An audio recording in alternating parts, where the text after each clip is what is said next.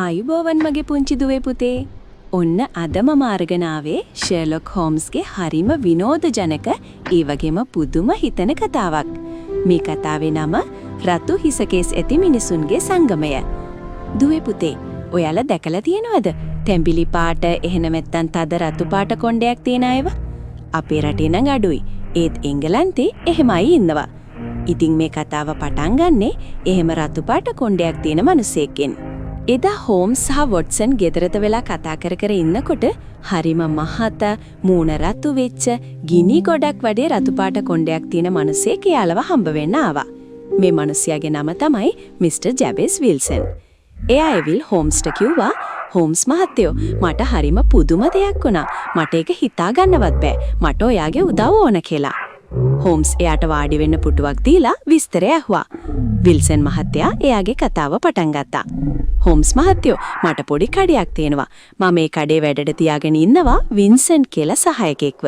එයා හරිම හොඳයි. මොකද එයා වැඩ කරන්නේ හරිම පොඩි පඩියකට." දවසක් මේ වින්සන්ට් මට පත්තරයක තිබුණු දැන්වීමක් පෙන්නුවා. ඒකේ තිබුණේ රතු හිසකෙස් ඇති මිනිසුන්ගේ සංගමයට සමාජිකයෙක් ඕන කියලා. ඒ රස්සාවට තෝරාගන්න කෙනාට නිකන් ඉඳලා ලොකු පඩියක් ගෙවනවා කියලා තිබුණා.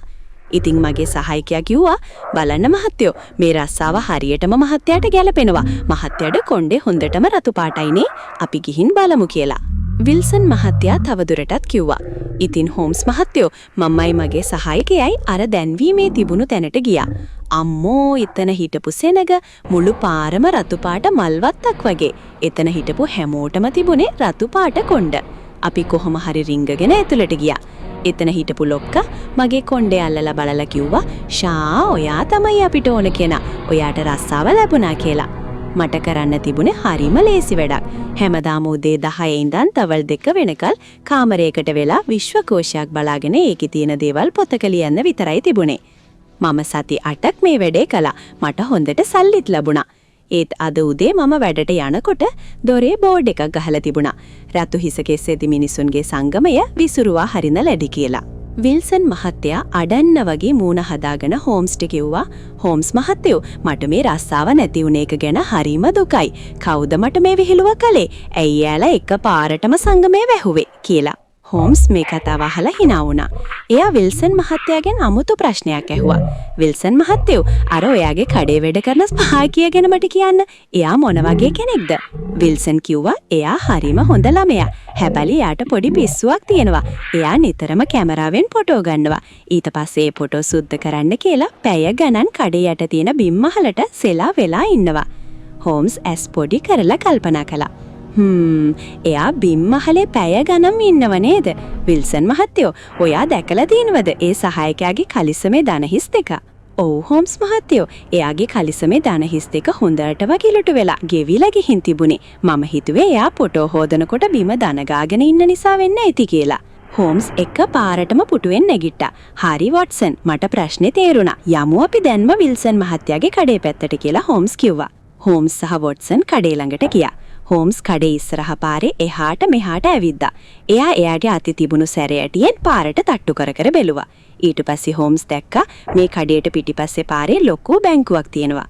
හෝම්ස් වොට්සන්ට කිව්වා, "වොට්සන්, අද රෑට අප ලොකු වැඩක් කරන්නයි යන්නේ. ඔයා ඔයාගේ තුවක්කුවත් අරගෙන එන්න" කියන. එදා රෑ හෝම්ස්, වොට්සන්, පොලිස් නිලධාරියෙක් සහ අර බැංකුවේ කළමනාකරු කියන 4 දෙනාම අර බැංකුවේ සල්ලි දාලා තිබුණු රහස් කාමරයට රිංගුවා. මුළු කාමරේම කරවලයි. හෝම්ස් කිව්වා, "සද්ද කරන්න එපා. අපි හැංගිලා බලන් ඉමු" කියලා. පැයක් ගියා, දෙකක් ගියා, කාටවත්ම සද්දයක් නැහැ. එක පාරටම පුතේ කාමරේ පොළවේ තිබුණු ලොකු ගලක් හෙලවෙන්න ගත්තා. කවුදෝ පොළව යටින් ගල උස්සනවා. ටික වෙලාවකින් පොළව යටින් අතක් මතු වුණා. ඊට පස්සේ හිමීට මිනිස්සෙක් පොළව යටින් උඩට ආවා. එයා ආවේ අර විල්සන් මහත්තයාගේ කඩේ ඉඳන් ඔමගක් හරගෙන. මේ මිනිස්සයා සම්පූර්ණයෙන්ම උඩට ආවම හෝම්ස් කිව්වා, "අල්ලගනින් ඕකව" කියලා කෑ ගහගෙන පැනලා අර මිනිස්සයාව බිම පෙරලා ගත්තා. බැලින්නම් ඒ කවුද? ඒ තමයි විල්සන් මහත්තයාගේ අහිංසක සහායකයා. හැබැයි එයා ඇත්තටම සහායකයෙක් නෙවෙයි. එයා තමයි ජොන් ක්ලේ කියන භයානක හොරා. හෝම්ස් හොරාව පොලිසියට බාර දීලා වොට්සන්ට මෙහිම විස්තර කළා. බලංග වොට්සන් මේ හොරාට ඕන වෙලා තිබුණේ විල්සන්ගේ කඩේෙන් දැන් බැංකුවට උමගක් හාරන්න. හැබැයි විල්සන් දවල් තිස්සෙම කඩේ ඉන්න නිසා හොරා දෙයක කරන්න බැරි වුණා. ඒකයි හොරා උපාය දාලා රතු හිසකෙස් සංගමය කියලා බොරු සංගමයක් හැදුවේ. එතකොට විල්සන් මහත්තයා දවල්ට කඩේ නැති නිසා හොරාට නිදහසේ උමග හාරන්න පුරුවම් වුණා. මම දැක්කා එයාගේ කලිසමේ දනහිස් ගෙවිලා තියෙනවා. ඒ කියන්නේ එයා පැය ගණන් දන ගාගෙන පොළව හාරලා තියෙනවා කියන එකයි. අද එයාලා සංගමයේ විසිරුවා හැරියේ උමග හාරලා ඉවර වුණු නිසා. විල්සන් මහත්තයා හෝම්ස්ට ගොඩාක් ස්තුති කළා. එයාට තේරුණා නිකන් ඉඳලා සල්ලි හොයන්න ගිහින් එයා ලොකු කරදරයක වැටෙන්න ගියේ කියලා. ඉතින් දුවේ පුතේ මේ කතාවෙන් අපි ඉගෙන ගන්නේ මොකද්ද? කවුරු හරි අපිට නිකන් සල්ලි දෙන්න හදනවා නම් ලොකු වාසි දෙනවා කියනවා නම් ඒ ගැන දෙපාරක් හිතන්න ඕන. ලේසි දේවල් පස්සේ යන්න හොඳ නෑ. හෝම්ස් වගේ නිතරම බුද්ධියෙන් වැඩ කරන්න ඕන.